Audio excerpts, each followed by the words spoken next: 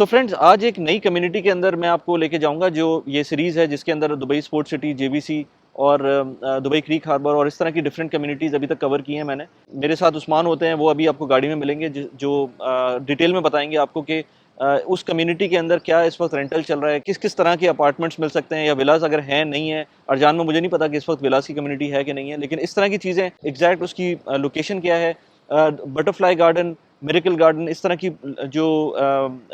जो लोकेशंस है वो बिल्कुल पास में ही है उसके। इनफैक्ट कुछ अपार्टमेंट्स के तो वॉकिंग डिस्टेंस के ऊपर हैं। इससे पहले हमने डेवलपर्स की रिव्यूज़ किए हैं, जिसके अंदर विंसर टोर हो गया या इस तरह की जो और डिफरेंट किस्म की जो जो डेवलपर्स थे, वो डेन्यूब हो गया, समाना हो गया। ये मुझे वहाँ पता चला है कि वहाँ पर बहुत सारी उनकी डेवलपमेंट्स हैं, तो वो भी देखेंगे। बहुत इंटरेस्टिंग किस्म की ये वीडियो होगी। विदाउट फर्दर डू आगे चल के देखते हैं। अच्छा उस्मान, ये मोहम्मद बिन जायद से हम लोग ने एंट्रेंस ली है अभी, और हम अभी स्ट्रेट जाएंगे हाँ जी, या लेफ्ट स्ट्रेट लेंगे? ये यही वाला इसी पे इसी रहेंगे। पे रहेंगे, जी, ओके। आगे हमें अरजान का एग्जिट नज़र आएगा। ये अरजान का एग्जिट है, इस एग्जिट को लेंगे और हम अरजान में एंटर हो जाएंगे। ओके।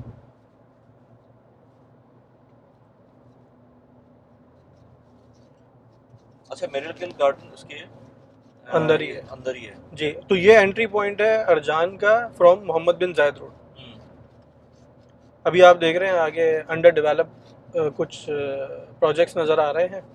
ओके। ये दन्यूब का प्रोजेक्ट है, स्काइज। स्काइज, अच्छा, जी, इसको हमने अपनी वीडियोस में कवर नहीं किया, लेकिन ये कवर नहीं किया, लेकिन ये भी देख लें अभी आप, इसकी ये प्रोग्रेस है करंट सूरत हाल दन्यूब के स्काइज की।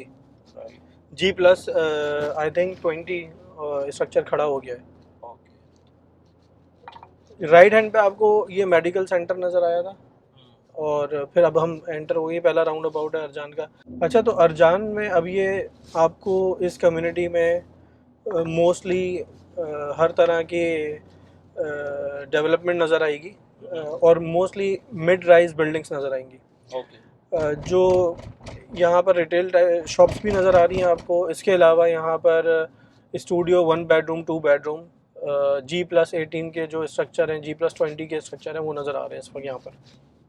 ओके। अच्छा, जो ये मुझे थोड़ा सा जेवीसी से जो है ना खुला खुला एरिया लग रहा है। हाँ वली भाई, इसमें क्या है कि जो टोटल इस वक्त बिल्डिंग्स बन चुकी हैं, हैंडओवर हो चुकी हैं आज 2024 तक, अराउंड 60 प्रोजेक्ट्स जो हैं, या 66 बिटवीन 60 टू 70 प्रोजेक्ट्स हैंडओवर हो चुके हैं। ओके। एरिया बहुत बड़ा नहीं है, जस्ट लाइक जेवीसी। वो ये एरिया समझे जेवीसी से भी आधा ही है। 3 स्क्वायर किलोमीटर या लगभग 3.5 स्क्वायर किलोमीटर का पूरा एरिया बनता ही है। ओके। अच्छा, हम जब एंटर हुए थे, मोहम्मद बिन जायद रोड से एंटर हुए थे, वहाँ से एक एंट्री पॉइंट है, और एक एंट्री पॉइंट जो है वो उम्मे सुकैम रोड के ऊपर से है। तो उम्मे सुकैम रोड से और ये इंटरसेक्शन है दोनों का, जिसके के साइड पे कॉर्नर पे ये पूरी कम्युनिटी बिल्ड हुई हुई है। अच्छा, इसके नेबर में दुबई साइंस पार्क है, और जेवीसी भी इसका नेबरहुड ही बनता है। ठीक है। जेवीसी पे हमने लास्ट वीडियो बनाई थी, उस पर कुछ लोगों ने काफ़ी उसमें कहा था कि उनको फ़ायदा हो रहा है इस तरह की वीडियोस में। जेवीसी पे बना चुके हैं और स्पोर्ट सिटी पे बना चुके हैं अभी तक। अच्छा, ये राइट पे अभी आप देख रहे हैं, ये स्कूल है। ओके। ये यहाँ पे अरजान में एक पूरा डेवलप स्कूल है, एक ऑपरेशनल स्कूल है। राइट।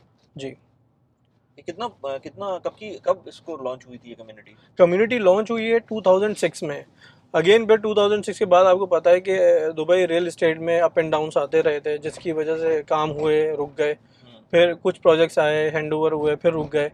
लेकिन अभी जो है करंट सूरत हाल वो ये है कि यहाँ पर 60-70 प्रोजेक्ट तो जो है वो हैंडओवर रेडी प्रोजेक्ट्स हैं। उसके अलावा अपकमिंग जो प्रोजेक्ट हैं, around 31 project as per my knowledge, मैंने जो अभी जितना स्टडी किया है, तो 31 प्रोजेक्ट जो वो पाइपलाइन में है, और वी आर एक्सपेक्टिंग के बाय एंड ऑफ 2026 वो सारे के सारे डिलीवर हो जाएंगे। राइट। ये डन्यू का कौन सा प्रोजेक्ट है ये वाला? ये हमें जो नज़र आ रहा है राउंड अबाउट के पास। अच्छा, ये जोएल्स है दन्यूब का, जो आपको अच्छा नज़र अच्छा। आ रहा है सामने। राइट। अच्छा, एक बहुत बड़ी अट्रैक्शन जो अरजान में है वो है मिरेकल गार्डन।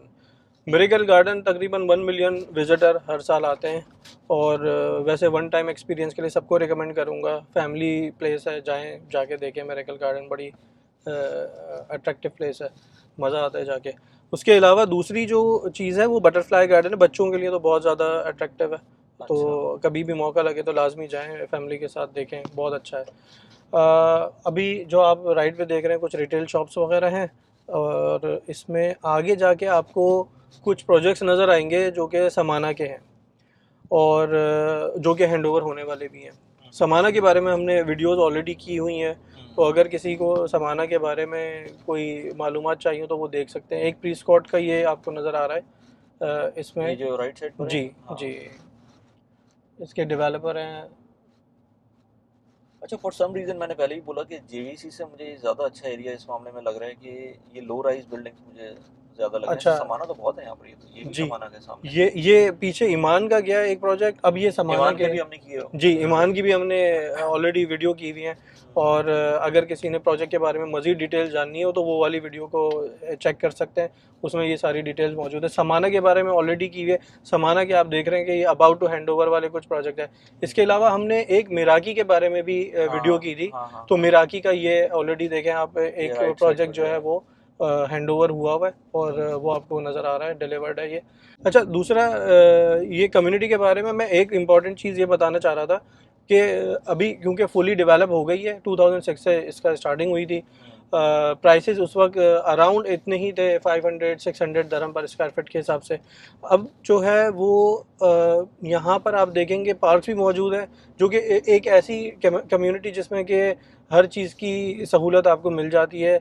इसमें यहाँ पे एक मॉल भी मौजूद है, बहुत बड़ा वाला मॉल नहीं है लेकिन मॉल है यहाँ पर भी, जो यहाँ की रिक्वायरमेंट को पूरा कर सकता है। और फिर जो नियर बाय एरियाज़ हैं या नेबरहुड्स हैं, वहाँ पे आपको बहुत बड़ी बड़ी चीज़ें मिल जाती हैं। आपको पता है कि यहाँ से मॉल ऑफ एमिरेट्स भी ज़्यादा दूर नहीं है। उसके अलावा जो दूसरे मॉल्स हैं, एवेन्यू मॉल है वो भी ज़्यादा दूर नहीं है। अच्छा, और तुमने एक चीज़ और बड़ी इंटरेस्टिंग बताई थी कि ये अर्जान जो है ये सेंटर ऑफ दुबई है। हाँ वो एक चीज़ मैं जो आपको पहले बता रहा था कि एरिया वाइज अगर देखा जाए आप, तो जो अर्जान है वो सेंटर में लाई करता है। राइट टू लेफ्ट अगर इस तरह से देखें कि अगर शारजा बॉर्डर से लेकर अबू धाबी बॉर्डर तक को आप कैलकुलेट करें जी, करें तो वो अर्जान बीच में जी, आएगा। अर्जान का एरिया, सराउंडिंग का एरिया, ये सेंटर बनता है दुबई का एरिया वाइज। अच्छा अच्छा जी, सही। राइट हैंड पे आप देखें, ये आपको एक स्कूल नज़र आएगा जो कि ऑपरेशनल है और ये हाई गेट जी, हाई गेट है स्कूल। फिर वही डिटेल्स आपको सारे ऑपरेशनल नज़र आ रहे हैं। मिड राइज बिल्डिंग है, आर्किटेक्चर बड़ा खूबसूरत सा, कुछ इटालियन आर्किटेक्चर है, कुछ मैक्सिकन आर्किटेक्चर है, बड़ा अट्रैक्टिव सा बना के रखा हुआ है। मिड राइज बिल्डिंग्स हैं तो आपको जो है वो फीलिंग बड़ी, यहाँ पे कम्युनिटी की ओपननेस आपको नज़र आती है इसमें। हाई राइज में कभी कभी इस तरह का होता है, स्पेशली जब आप 2 लेन रोड के इंफ्रास्ट्रक्चर पर हो। इधर इधर मेरे ख्याल से वो ट्रैफिक का वाला मसला भी नहीं होगा जो जीबीसी में है। जी, यकीनन यकीनन ट्रैफिक का वो वाला मसला इस वक्त तो बिल्कुल भी नहीं है। हाँ। और आगे जाके भी हमको नज़र ये आ रहा है कि ये मसला क्रिएट नहीं होगा। यहाँ पे जो अभी तक के एंट्री और एग्ज़िट पॉइंट्स हैं वो इस वक्त पीक आवर पे कोई बहुत ज़्यादा उन पे ट्रैफिक जमा नहीं होता है। ये आप इस वक्त आप देख रहे हैं एंट्रेंस है मेरिकल गार्डन और बटरफ्लाई गार्डन की। अच्छा, ये पार्किंग मेरिकल गार्डन की है? जी, मेरिकल गार्डन। Okay okay.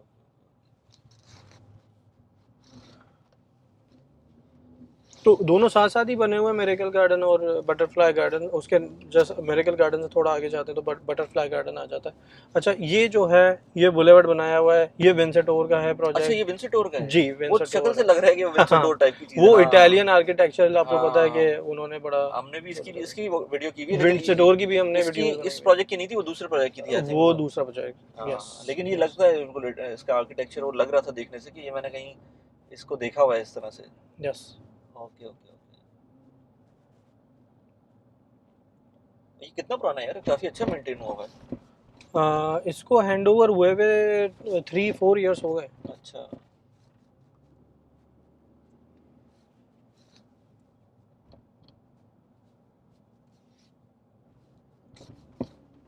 ये अगेन विंसेंटोर का एक और प्रोजेक्ट है। अच्छा, इनकी वाइट थीम ही होती है। हाँ, white theme, Italian architecture, inspired by Italian architecture. अच्छा, और फिर ये सामने आपके, इनफैक्ट हम यहाँ भी आए थे, ये मुझे याद पड़ रहा है, हम यहाँ ऑफिस भी है। आए थे, ऑफिस किसी ऑफिस में आए थे जी, कोई डेवलपर था, हमने उसकी वीडियो की है यहाँ। अच्छा उस्मान, इसके अंदर अभी क्या रेट्स क्या चल रहे हैं इस टाइम पर और इस पूरे लोकेलिटी में? और आरओआई का क्या सिनेरियो है, ज़रा वो एक्सप्लेन करना। अच्छा, जो मैंने आपको बताया कि जो प्रोजेक्ट्स हैंडओवर होने वाले हैं उनमें तो अवेलेबिलिटी जो है वो थोड़ा सा डिफ़िकल्ट होती है, लेकिन पर स्क्वायर फीट जो रेट यहाँ पे आपको मिलेगा वो स्टार्टिंग मैं बता रहा हूँ वो है तकरीबन 1350 दरहम ओके। पर स्क्वायर फीट इसका रेट है। यहाँ पे पुराने अगर जो डेवलपमेंट्स हैं उनमें सिराज टावर बहुत रिनाउंड है, और वहाँ पे रेडी प्रॉपर्टी मिल जाती है, सेल परचेज वहाँ पे चल रहा है। मैं जो बात कर रहा हूँ वो आपको ऑफ प्लान प्रॉपर्टी की बात कर रहा हूँ। उसके अलावा यहाँ पर स्टार्टिंग जो है स्टूडियो की वो तकरीबन है 6 लाख से। आप अभी एक जनरली जो ये ऑफ प्लान की बता रहा हूँ ना। जी ऑफ प्लान की बता रहा हूँ। हाँ। अभी जनरली जो दुबई में कोई भी स्टार्टिंग प्राइस किसी मिनिमम जो एक स्टूडियो है ना उसकी वो तकरीबन बनते हैं 6 लाख। 6 लाख से कम बहुत मुश्किल है, कोई चीज़ आपको नहीं मिलती है। उसके अलावा फिर वो ग्रेजुअली इंक्रीज होते हैं, इट डिपेंड्स कि कौन डेवलपर है, प्रोजेक्ट कैसा है, और फिर उस इस पर्टिकुलर यूनिट की भी बात करनी पड़ती है कि वो पर्टिकुलर यूनिट आपका उसका व्यू क्या है, उसका साइज़ क्या है, ये सारी चीज़ों को, ये सारे पैरामीटर्स के ऊपर फिर आपकी कॉस्ट कैलकुलेट होती है। लेकिन एक जनरलाइज मैं आपको बता रहा हूँ कि वो तकरीबन 1350-1400 दरहम पर स्क्वायर फीट के हिसाब से आपको चीज़ें मिल जाएंगी जो न्यू डेवलपमेंट है। ख़ास तौर पे इस वक्त अपकमिंग जो यहाँ पे बहुत फेमस डेवलपर जो यहाँ पे काम कर रहे हैं इस वक्त, उनमें एक है बिनगाती, दूसरा है समाना, विंसेटोर, उसके अलावा द न्यू ऑफ कोर्स वो भी कम नहीं है, उनके भी काफ़ी सारे प्रोजेक्ट्स हैं। उसके अलावा कुछ प्राइवेट डेवलपर्स हैं जैसे कि मिराकी की हम लोग बात कर रहे थे, और भी प्राइवेट डेवलपर्स हैं, बहुत अच्छा काम कर रहे हैं, बहुत अच्छे प्रोजेक्ट लॉन्च कर रहे हैं, और बहुत अच्छे पेमेंट प्लान्स। द न्यू भी नज़र आ रहा है जी। ठीक है। हम एक रफ एस्टिमेशन मैं दे रहा हूँ कि जो स्टार्टिंग प्राइस है किसी भी स्टूडियो की वो तकरीबन 6 लाख से है, 6 लाख दरम से। और जो 1 बेडरूम है वो तकरीबन आपको मिलेगा 7.5-8 लाख का। ओके। और जो 2 बेडरूम है वो अराउंड 1 मिलियन और 1.1 मिलियन कह दें तकरीबन स्टार्टिंग होंगे उसके। और साइजेस भी मैं बता दूं कि 400 स्क्वायर फीट एक स्टूडियो का साइज़ होगा, 1 bedroom between 600 to 700 square feet, and जो 2 बेडरूम है वो तकरीबन 1000 स्क्वायर फीट, 1100 स्क्वायर फीट का होगा। ओके। तो ये बस एक रफ एस्टिमेशन है समझने के लिए कि कोई भी जो है अगर प्लान करता है प्रॉपर्टी को ख़रीदने के लिए तो तकरीबन ये जो कॉस्ट है वो आएगी। लेकिन अच्छी बात क्या है कि वो एक साथ नहीं देना है हमको, ये एम्पायर वालों का हाँ, अच्छा, इसको प्रोजेक्ट है, हमने नहीं किया ये प्रॉब्लम। हमने किया नहीं है, लेकिन ये स्काई विला डुप्लेक्स ओके। तो एम्पायर इसका इसका डेवलपमेंट्स। आरओआई क्या चल रहा है आजकल, अगर ऑफ प्लान कोई, और ये जितने भी प्रोजेक्ट्स हैं बाय द वे, ये कब डिलीवर हो रहे हैं, जितने भी हमने अभी तक किया है या जो भी नज़र आ रहे हैं हमको। अच्छा, न्यू कुछ प्रोजेक्ट लॉन्च हो भी रहे हैं, और जो मैंने आपको बताया वो बाय एंड ऑफ 2026 तक डिलीवर हो जाएंगे। उन सब में अवेलेबिलिटी है कि नहीं है वो तो हम बाद में उसको डिस्कस करेंगे, लेकिन ये है कि नेक्स्ट 2 इयर्स में ये मोस्टली प्रोजेक्ट्स यहाँ पे डिलीवर हो जाएंगे। ठीक है। और अगर लेट्स से कोई प्रोजेक्ट आज बन रहा है, उसकी क्या हम एक्सपेक्टेड आरओआई रख सकते हैं 2 साल बाद जो डिलीवर हो रहा है।